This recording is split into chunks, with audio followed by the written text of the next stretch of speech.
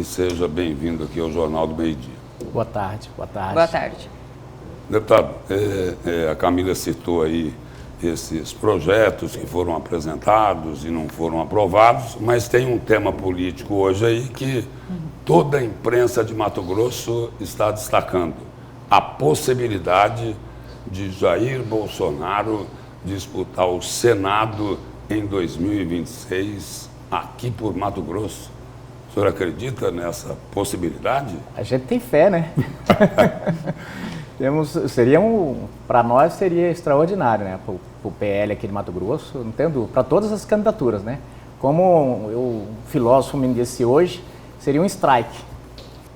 Deputado, mas isso depende de outros fatores, né? Tem a questão também de ações que querem deixar o ex-presidente inelegível. Como que tem sido lidado este tema entre os aliados? O que tem sido colocado em xeque? Porque daí ele deixaria a questão da oposição muito forte lá em relação ao governo, né, federal. Migraria para o estado aqui de Mato Grosso. Exatamente. Bom, eu acho lamentável esse debate sobre a inelegibilidade, porque é quase você alijar o eleitor de poder escolher o seu candidato. Nós vemos que durante o impeachment da presidente Dilma, olha que a Constituição diz claramente no artigo 52 que você, cassado o presidente, deve se tornar inelegível. E mesmo assim o ministro Lewandowski, ali junto com o Renan, fez um corte ali, um fatiamento e deixou ela elegível. Então, nesse momento, você caçar filigranas para caçar um presidente simplesmente para tirá-lo do sistema político, eu acho isso ruim para a democracia. Mas parece que está se encaminhando para isso. A gente vê uma vontade muito grande lá dos nossos adversários de deixar ele inelegível. Agora, talvez ele vindo para o Senado tire um pouco da vontade deles de fazer isso, né? E ainda mais vindo aqui para Mato Grosso, que não vai impactar muito eles lá no Sul Maravilha. E para nós aqui seria muito bom. Agora, essa questão aí da inegibilidade tem muito a ver com urna eletrônica, não é isso? Não tenha dúvida. Na verdade, tem a ver tem a ver com a quantidade de voto que ele arrasta para as urnas eletrônicas, não tanto com as urnas. Agora, a filigrana jurídica que eles vão arrumar... Eu digo, dele questionar as urnas eletrônicas. Nesse momento, eles estão utilizando o fato dele ter se reunido com embaixadores lá, naquela reunião que falou sobre o sistema eleitoral e sobre as urnas, né? Mas poderia ser, se não fosse isso, seria outra coisa, com certeza. Deputado, falamos no começo da entrevista, né, que dos 63 projetos apresentados pelos deputados a toda a bancada federal de Mato Grosso do ano passado, nenhum foi aprovado. Gostaria de saber o porquê disso. A maioria são de autoria desses projetos do senhor e da ex-deputada Rosa Neide, que acabou não se elegendo. E também uma outra pergunta: por que outros projetos tão importantes, como, por exemplo, a reforma do Código Penal, Código de Processo Penal, não têm sido encaradas como deveriam? Reforma não é mesmo? tributária, reforma administrativa. Mas especialmente essa devido aos últimos ataques aqui em Mato Grosso, por exemplo, em Confresa. Correto. Nós tivemos, primeiro que nessa legislatura foi bastante impactada pela pandemia, houve ali um acordo de cavalheiros de aprovar projetos que tivessem direcionamento para a questão de facilitar a vida dos municípios e dos estados em relação à pandemia. E depois, nesse último ano, que praticamente tinha terminado a pandemia, ficou represado aquele monte de projetos. Lógico que nós fomos prejudicados nisso, né? E agora a gente está, lógico, eu estou tentando tirar o atraso nessa legislatura, né? Espero que a gente tenha a melhor sorte. E também espero que o Congresso possa se ater também a temas mais relevantes, como, por exemplo, as reformas que o país precisa. Falar em reformas, deputado, deve chegar essa semana no Congresso o projeto do governo sobre a nova regra fiscal aí, que eles arrumaram um palavrão, né? Arcabouço fiscal. Qual vai ser o PL? O PL já definiu uma posição em relação a esse tema? Olha, em princípio, pelo que eu tenho ouvido lá dos colegas, em princípio nós estamos chamando esse projeto até de calabouço fiscal. Por quê? O que se esperava de um projeto para substituir o teto de gastos, para passar confiança para o mercado de que o Brasil vai ser responsável em termos fiscais, de que vai gastar menos e tudo, era que o projeto pudesse ter pelo menos o objetivo de fazer a economia crescer, de gastar menos, aquela coisa toda. Esse projeto, na verdade, ele é um projeto da gastança, porque ele autoriza o governo a ficar negativo até praticamente o último ano. No último ano que empate ali, zere as contas, mas, quer dizer, não tem expectativa de nada para o país, não sinaliza nada de desenvolvimento e simplesmente ele passa uma maquiagem no buraco que ficou o teto de gastos.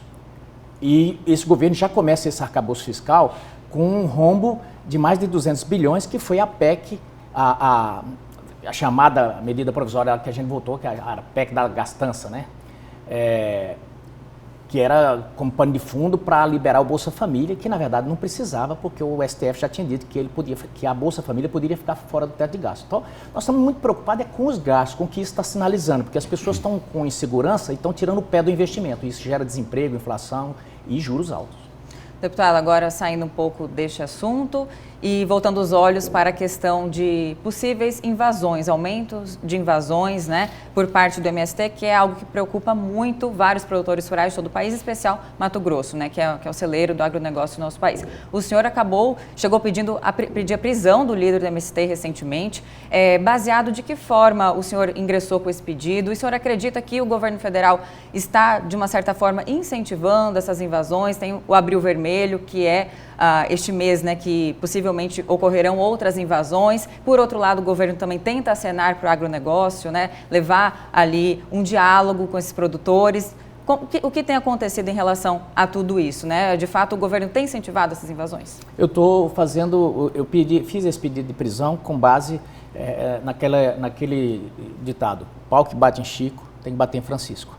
Se você prende quase 2.000 pessoas porque invadiram instituições públicas, porque quebraram, e você disse que isso é contra... O senhor está se referindo a 8 de janeiro, exatamente. Né? Você não pode tolerar que uma organização coloque todo um segmento, aliás, o segmento que segura a economia, de sobressalto, sob insegurança, simplesmente para fazer política barata, porque eles estão no governo, eles têm pessoas em altos cargos do governo, estão no INCRA, portanto, eles podem fazer a reforma agrária se quiserem, e não querem fazer graça. É um braço do PT esmurrando, a meu ver, o próprio PT, porque isso eu não vejo em que beneficia o próprio governo.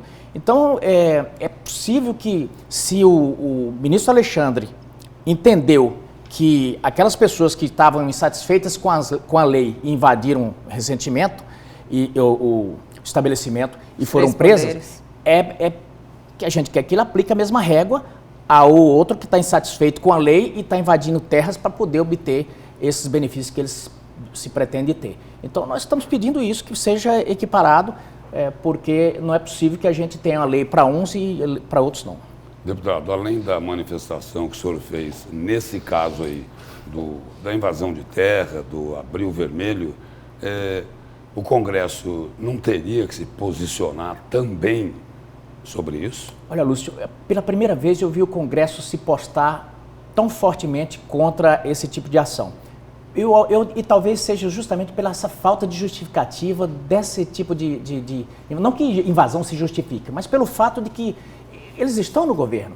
Então não tem por que colocar a população sobre esse sobressalto e sobre essa insegurança. Então tem uma CPI praticamente já aprovada, a Frente Parlamentar da Agricultura, o Congresso todo se mobilizando, exigindo punição para esse pessoal.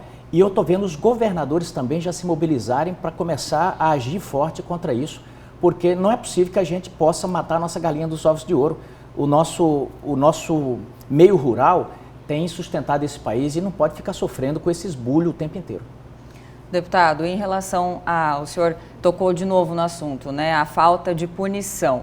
Será uma prioridade aqui da bancada federal essa reforma, volto a dizer, né, para talvez enquadrar até mesmo essas invasões, né, o atentado contra o direito de propriedade e também a atuação escancarada e crescente, né, aqui no estado das facções criminosas, que tem preocupado a população demasiadamente? Será uma das pautas? Eu sei que o Coronel Assis, que é deputado federal também, já tem encampado essa retomada das comissões para discutir. Também será uma de suas prioridades? Sim, sem sombra de dúvida, nós estamos conjuntamente com o Coronel Assis, com a Bílio, enfim, com a bancada, sim, no sentido que, principalmente, não só de novas leis, mas que haja efetivamente a aplicação da lei. Nós não podemos, o sujeito é condenado a 30 anos, cumpre 3, 4.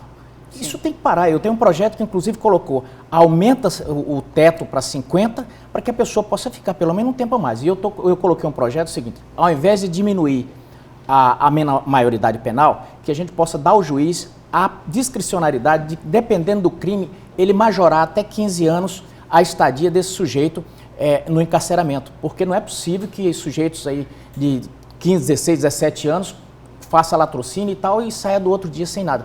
Esse sujeito, por exemplo, que matou professores e tudo mais, ele não cometeu crime de acordo com a nossa legislação, é um ato infracional. Então a gente quer deixar que nesses casos o juiz possa, no caso concreto, julgar e aí livrar a sociedade desse tipo de ser. Agora o Congresso tem que mudar a lei, não é, deputado? Tem que mudar. Porque senão é o seguinte, Sim. não adianta ficar querendo culpar o juiz, porque o juiz decide em cima de uma lei que existe, que está em vigor, não é? Agora nós estamos tendo também, assim, nesse momento nós estamos num Brasil sem lei também, porque eu não vou falar tanto da primeira instância, mas as instâncias maiores estão começando a inventar coisas. Um ativismo muito forte, a gente, num outro momento, pode discutir isso, porque tá bravo. Deputado, obrigado pela presença e pelas informações aqui no Jornal do Meio-Dia. Eu que agradeço. Obrigada.